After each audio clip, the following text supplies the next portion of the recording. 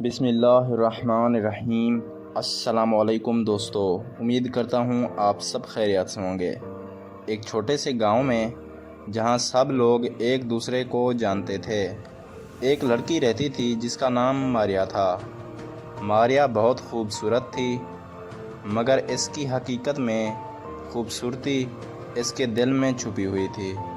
وہ ہر کسی کے ساتھ محبت سے پیش آتی اور اس کی مسکراہٹ میں کچھ خاص بات تھی جو لوگوں کے دلوں کو چھو جاتی۔ ماریا کی زندگی بہت سادہ تھی۔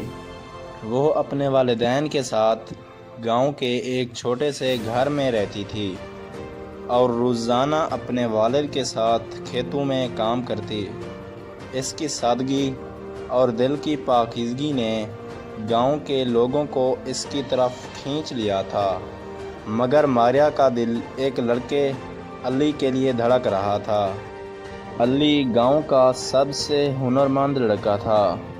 وہ بہت محنتی اور ایماندار تھا اور اس کی آنکھوں میں ہمیشہ ایک خواب سجا رہتا تھا۔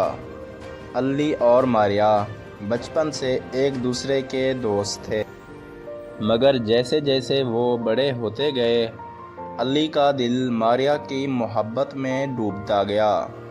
ایک دن علی نے فیصلہ کیا کہ وہ ماریا سے اپنے دل کی بات کہہ دے گا۔ اس نے گاؤں کے درخت کے نیچے ماریا کو بلایا۔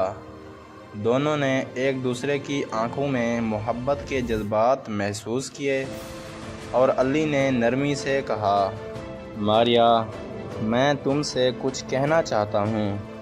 تمہاری مسکراہٹ میں مجھے سکون ملتا ہے۔ تمہاری باتوں میں محبت کی خوشبو محسوس ہوتی ہے۔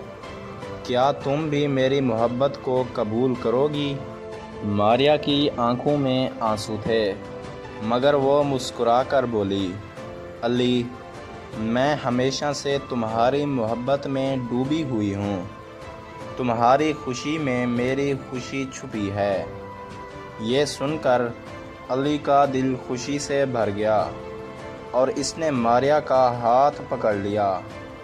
دونوں کی محبت نے گاؤں کی فضا کو اور بھی خوبصورت بنا دیا۔